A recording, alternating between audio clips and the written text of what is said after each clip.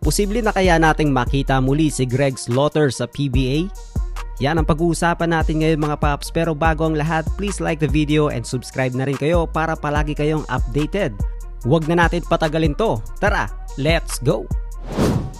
Ayon sa ulat ng Spin.ph, may mga sources na nagsasabing prohibitive o mataas ang presyong inihingi ni Greg Slaughter para makapaglaro siya sa isang PBA team.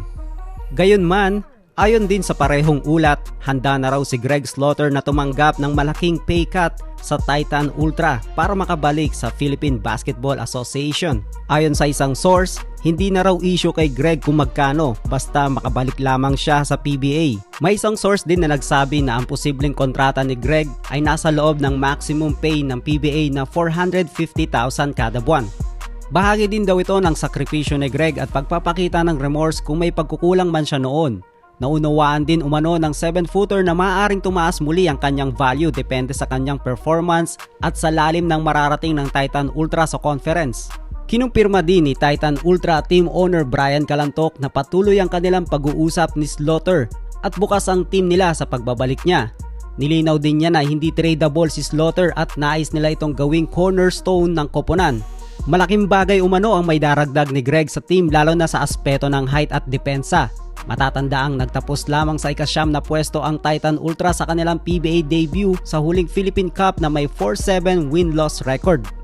At bagamat hindi raw mapupunan ni Greg ang energy na iniwan ng na-trade na si Calvin Abueva, malaki naman ang maibibigay niyang sukat at presence sa ilalim ng basket. Isang bagay na kulang umano sa kanilang koponan noon. Ngayon ang tanong mga paps, handa na nga bang bumalik sa dating forma si Greg Zilla na minsang kinatakutan sa shaded area? Ang pagbabalik ni Greg Slaughter sa PBA ay hindi lang simpleng kontrata. Isa itong pagkakataon para sa redemption, para sa pamilya at para sa kanyang legasiya sa liga. At kung matutuloy man ang pirmahan, maaari ito ang maging simula ng bagong kabanata ng kanyang karera. At kung makakabalik siya sa PBA ay siguradong aabangan siya ng maraming fans, lalong-lalo na ang magiging unang laban niya versus Barangay Ginebra. At kung ikaw ang tatanungin, sulit kaya ang move na to ng Titan Ultra? I-comment ang inyong opinion at huwag kalimutang mag-like and subscribe para sa mas marami pang PBA updates. This is Gel Pops TV. See you again para sa ating next video. God bless!